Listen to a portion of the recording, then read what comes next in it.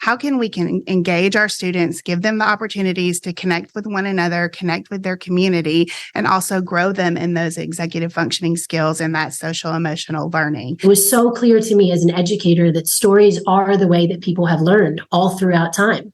And we have that image of even pre-literate societies sharing oral histories, and that being a way that information, valuable and important lessons and wisdom, histories are passed from one generation to the next. We've really expanded this concept of story and been playing around with it in so many different ways, not just in the curricular way.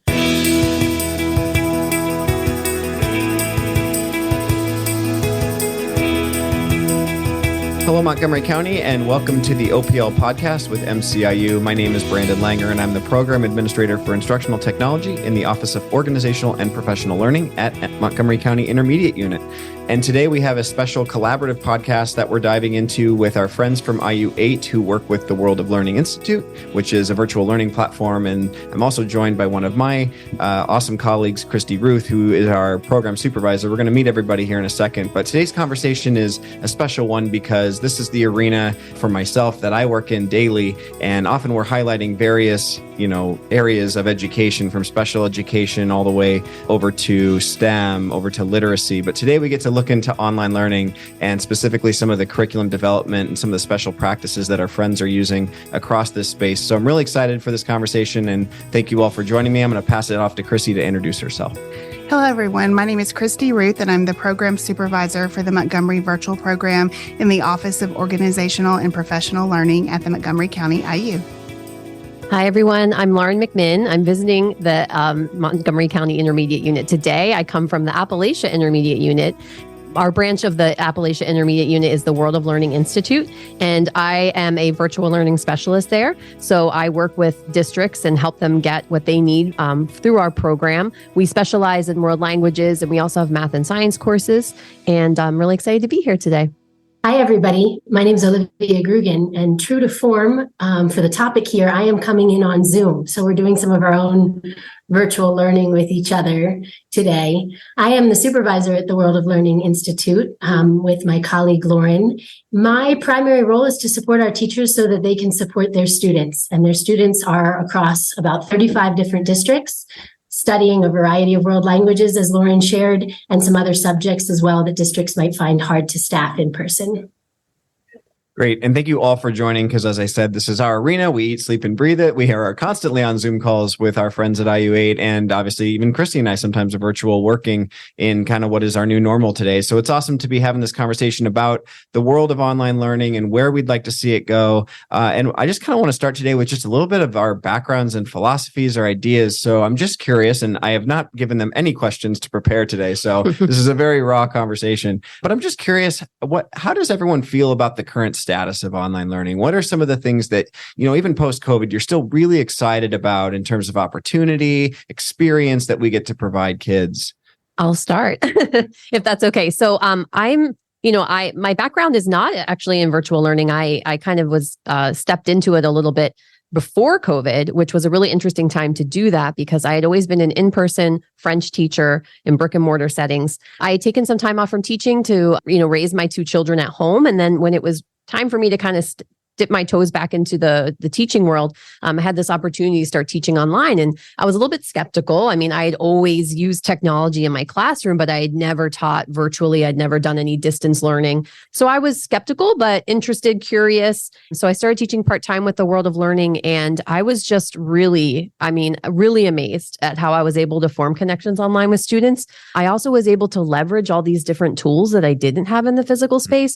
Found that I was able to reach more students, especially in the language classroom where students can feel a little bit shy, not wanting to put themselves out there. I mean, it's an awkward age sometimes being a teenager. And so when you have to pronounce new words or sound a little different, you get like a little bit of apprehension. So I found that I was able to, speak to students directly, like through a chat, and help encourage them. And they could also submit answers a little bit more anonymously. It felt like to them, they, from their peers. And I found this like new freedom there to kind of reach new students or reach students in a different way. That still really excites me. I think there's so much about school in general that is still like hanging on from a long time ago that we still do, kids sitting in rows in a physical space. There's so much about education that could be changed. And that's what excites me about online learning, is that really it's limitless what we can do. I love the mission of our particular organization, World of Learning, being able to reach students that in a district that can't support like Arabic or Japanese, there just aren't the teachers there. So if it's their passion, they're really into anime, for example, and they just want to study Japanese and go to Japan someday, we offer a pathway to that. So giving students that opportunity to pursue their passions is like my passion. And I also feel like, post-COVID, yes, there is some backlash now. People feel like, I'm done with online learning. I did that. I didn't like it. I didn't succeed. I mean, I watched my own children struggle at home with virtual learning those years. And I completely understand that. But I also think there's an opportunity there for a lot of skills that we don't teach in the regular classroom, aren't able to. So what's it like to be internally motivated, right? When you log on and have to complete assignments yourself, when you don't have an adult in front of you, there's just an opportunity there for us to really teach our students how to behave in a new space and show that they're capable of doing things on their own. And also how to write an email. There's something like, about that, like walking students through how to communicate, how to be on top of things. There's so many like softer skills, I think, that we can elicit in our online programs that I think really benefit students in the long run. Well, and the venue requires it of them. It's not even like, to your point about writing an email, I'm not learning how to write an email in the way that I learned how to use Word in a computer applications class in middle school, right? Right. I'm learning to write an email because I need to communicate with my teacher. I need to communicate with my support arena, whether that's, through the program support with MVP. I think that's awesome. Exactly everything you just said about how it affords the opportunity to extend learning into areas that sometimes in traditional settings we don't even necessarily afford. And it made me think of some of the work Christy's doing and has done with our program over the last couple of years. Christy, I don't know if you want to talk just about, where your passions lie and the opportunities you bring to students. Yeah, so it's interesting, Laura, that you would bring up those soft skills, or maybe what you would call those executive functioning skills, because that really is one of the areas where my passion probably lies in online learning, are those opportunities to grow those skills in students so that they can be successful in the real world. And a lot of that really goes back to social emotional learning and engaging students socially and emotionally. So I think that that's interesting when you think of that in terms of an online learner. What does that look like? So that's really been a focus for Montgomery Virtual Program over the past couple of years, is how can we engage our students, give them the opportunities to connect with one another, connect with their community, and also grow them in those executive functioning skills and that social emotional learning. So we've piloted things like MVP Recess and our virtual field trips and opportunities for them to connect with real world professionals and have conversations about career and technical and some of their hopes and dreams and where they hope to go beyond their high school career. So that's really where my passion lies. I got started in online learning way back in 2004 when I went for my master's in instructional technology. Things were very different then. Things were just starting to, I guess, what you would say, explode. It was all about the tools. It was all about the LMS at that point. There was just something new constantly. And that was really the focus. But for me, from the very beginning, even when I was looking at all of these new tools and how this works and how that works, it was, where is that piece? Where is that engagement piece? How are we connecting with these learners beyond what we're putting in this LMS? So that's definitely where my passion lies. And I feel like that's where Montgomery Virtual Program has really put a lot of our effort in the past 2 years. Yeah, and I agree. And I think it's something that both of you are alluding to, is a word that gets thrown around in particularly the educational technology space I'm in all the time, is partnership. And some of the providers of products have turned us buying their product into the word partnership. We're partners. Well, not necessarily. Sometimes we're just buying things because they're tools that are going to make our lives easier. But what you both described is various forms of the actual practice of partnership and learning as a partnership. And that's something that we've formulated between Montgomery Virtual Program and World of Learning, is this nice partnership. And Olivia, I want to bounce it to you, because you do this not only with MVP, you do this across the state, but you also talked about forming partnership with teachers and how you support that. So I'm just curious if you have any ideas or thoughts pertaining to how partnership plays a role in your day-to-day role and how it plays a bigger role for World of Learning. Thanks, Brandon. Yeah, it's interesting because I come from having worked at a district, as I think many of us do. And a lot of times the conversations that we needed to have, we just walked down the hallway to have them. And sometimes we had reasons to send a professional email. We certainly received emails, from our supervisors, but for the most part, we would knock on the door of the person we wanted to talk to. And I think one of the opportunities and challenges of the virtual space and of our model, both at the World of Learning and as IUs in general, as service providers across a region, is that there are so many players that come to the table. We work with 35, 40 districts. We work with a handful of IUs, and then you work with your districts, right? Those districts then have point people who work with the teachers. And of course, the teachers are hands-on with the students each day. And ultimately, everyone will say that their mission is to be student-centered and to provide a certain type of learning experience for students. So how do we make all the work that we're doing behind sitting at our desks each day directly connect to students? And the partnership is key. And we could say that in any modality, in any environment. But I was just drafting an email this morning, and one of the sentences that I was thinking about was communication is more important in this virtual space than just about anywhere else. I'll say this, it's more important here than anywhere else. Communication, anybody's going to talk about communication and say that that's key.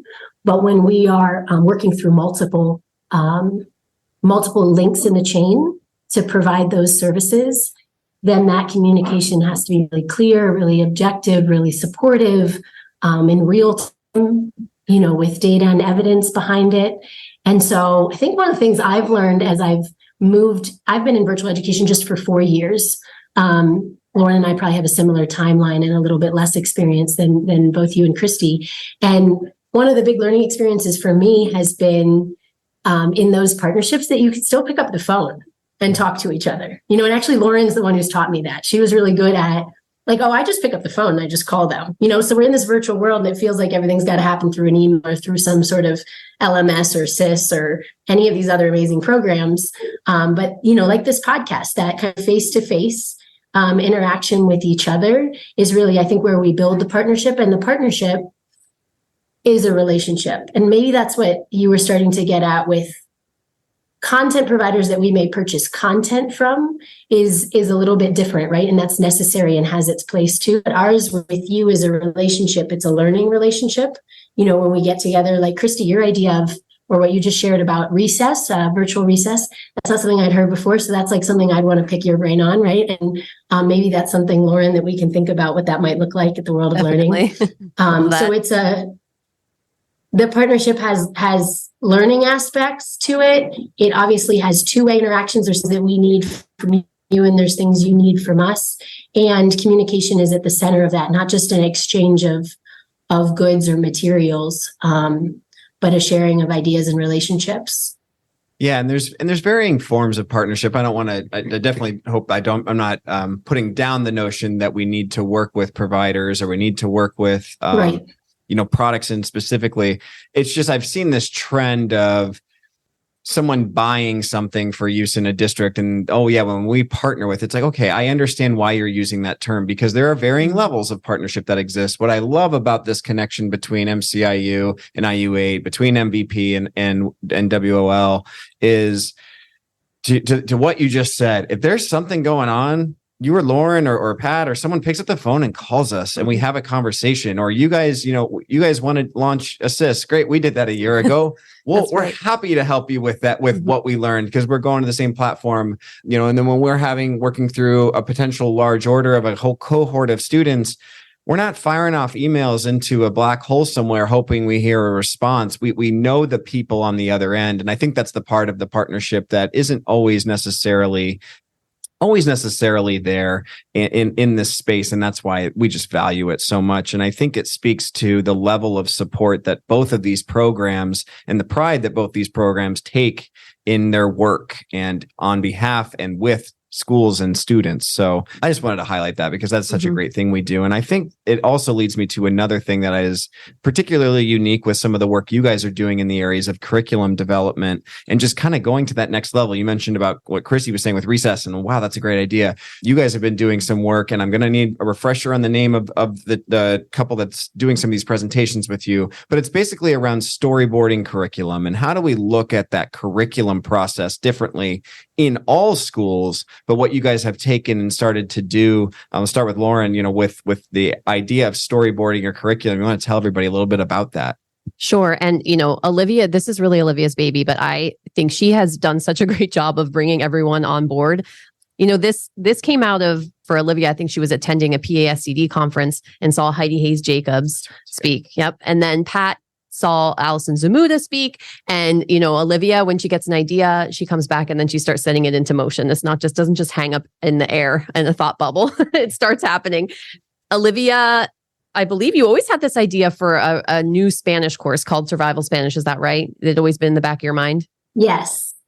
Yep. And so my dream course. Your dream course. And so when she saw Heidi Hayes Jacobs talk about storyboarding and how to take your scope and sequence and not have it be this really academically worded, document that never sees the light of day, but really a forward facing, written for students and for parents of the story of your course, right? And who your student will become by the end of the course, the journey that they're going to go on.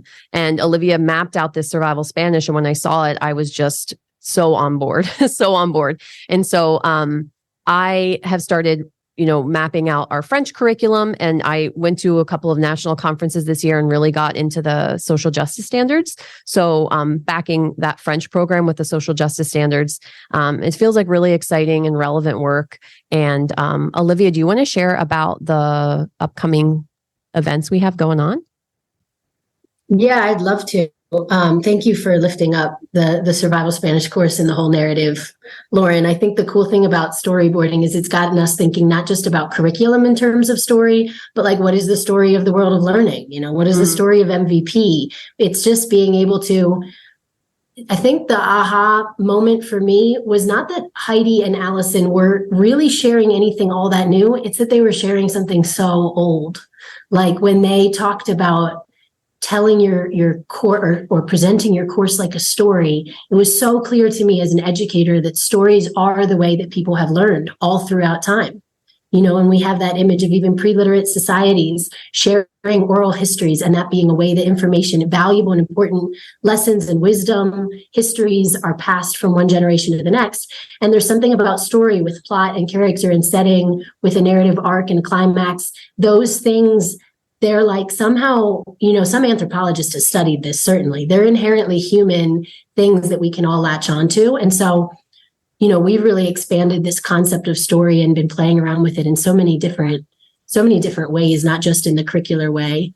And it's given birth to some degree to a parallel idea that was running along already about us starting a design space. A lot of people talk about design labs, and we've decided to call ours a design space. It's the World of Learning design space because we want it to be a really open place where people can try out new things. Teachers, educators can try out new things.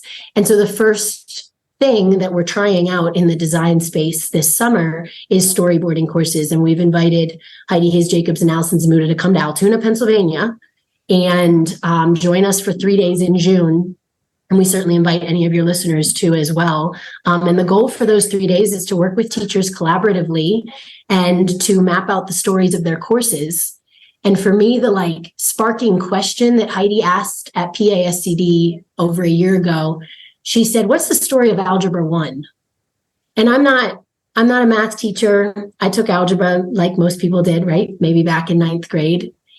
And I cannot state in a single sentence what algebra is really about, right? And that really, I thought, story of Algebra 1? I don't remember any stories in that class. But the idea that every subject, and certainly cross-curricular things have this in an even richer way, but every single subject has like a driving element, a driving force, a conflict that needs to be resolved. Was really intriguing to me. And I have yet to work with an algebra teacher. I'm waiting for the moment. Maybe one of your listeners will be an algebra teacher who wants to work on, I want to know that. I want to know what the story of Algebra 1 is, so I'll leave it at that. Well, and I think, so what you're saying, and we said this when you guys first brought this to me, I said this on the call we were on, a similar notion, but in a very different realm sphere came to me with music education class I was teaching, because I'm a former music teacher, and the class was music appreciation. Now, the kid you get in a high school musical appreciation class is the kid that doesn't play an instrument, hates taking pictures and drawing that much but they still need a fine arts course to graduate. So you end up with 20 to 30 kids that need a fine arts credit. And this was in New Jersey at the time to graduate. And these are not bad kids. They just don't have a particular interest in the fine and performing arts. It's not where their wheelhouse is. So there's a lot of sports kids, a lot of kids that, were just trying to graduate high school. We turned that whole class basically just into how are we going to fix the music industry? And that was the story. It was the story of a failed wannabe rock star, myself, that didn't make it because the industry tanked, and that the industry still continues to struggle with that. So how do you solve that problem? But through that was able to teach the elements of music, and through that was able to teach the history of music and about artists and help them find themselves in the art of music. And funny enough, Olivia, what you're saying about like algebra, I think that can be done with almost anything. Yep. But what's also hard about it is, and I think we would all say this for those of us that have done this work, it can be intensely personal if it's going to be effective. Teachers sometimes have to step into that role of storyboarder and crafter and get really, really creative. But I think it's just really important to remember that how personal you can make education. And you were talking about, or Olivia was talking about doing something old and the value of telling story and how humanity really holds on to that. I don't know, that really rang true. Thank you for sharing that, Olivia. Yeah, Brandon. And when you talk about how it does need to be personal for the learner, we partner at MVP primarily with World of Learning for our language learners, and they're virtual language learners. So Lauren and Olivia, when you're storyboarding your curriculum and you're writing that story for Spanish or for French, and you have that online learner in mind and their story, what does it look like for the online learner that's learning that upper level world language? Does it look different than a student that is in brick and mortar? How do you determine and help to write that story for that learner? I mean, that's a great question. When you're building an online course, like you were just saying, Brandon, it's like teachers wear a lot of hats. And we've been so lucky with our teachers that they are just, not only are they phenomenal teachers, but there are a lot of them who really have want to build a new course, And so they are not only just teachers, they're designers, they're storytellers, right? And they, there's access to so many amazing tools online, especially for language learning, because you can really travel virtually to these places and bring the students along with you. I think that, I don't think in a sense it's really that different. I mean, it kind of goes back to the backwards design of like that dream of you can go up to any student during any lesson and say, why are you learning this today? Where are you? And so that's sort of the idea behind it, is that, at any point in the year, the student kind of knows where they've been, where they're going, what the journey is. That's something I think can really go into either environment. But I will say that the virtual environment is really exciting for course building because, everything has to be mapped out ahead of time. Virtual courses, there's no just winging it, right? So you have to kind of have everything set out beforehand, which is daunting, but I think really helpful for the learner because it's really organized. We use Canvas LMS, which we're very happy with. It has modules. And so you kind of start thinking of, not necessarily maybe chapters, right? Instead of modules, and how you design your course in that way. I think it's really visual then. So the students can kind of see, Heidi Hayes-Jacobs and Alison Zamuda really focus on having icons to represent your different chapters. Because it's meant to trigger that sort of idea of whatever you're going to be diving into for that chapter. And Olivia and I have talked about what are the different stories you could have? Could this be an adventure? Could it be a mystery? Mm-hmm. Is it an autobiography? It really could be anything. I don't know, Olivia, if you have anything to add to that. As you're talking, there's so many different connections that I want to make. But I think that what's been really transformational about our coursework too is recognizing, I think you were starting to hint at this, that stories, when you read a great novel, the chapter ends with a cliffhanger. You want to go on to the next story, to the next chapter. And as the reader of the story or the journeyer along that path, like you said, Lauren, you know the characters. And I think so, obviously if you're at chapter 12 in a book, you can tell me where the setting is. You can tell me what the relationships, who's angry with whom and who likes whom, and the tone of voice that each character uses. And that what we've done in education is so often truncate and isolate those pieces. So it's all right, we learned subtraction. We're going to take a now I'm going to use the math example, and I'm not a math teacher, but we're going to take a test on subtraction. We're going to set that aside. That was unit 1. And now we're going to go on to addition. Of course, every math teacher knows, and I know that this is how it's taught as well, that all of those concepts build, but making that explicit to the students so that they, at the end of a chapter, to use that language, right? They're like, I want to know what's going to happen next. And that's what we want to build our students. And I think I agree with you, Lauren, that that's true, whether in person or virtual.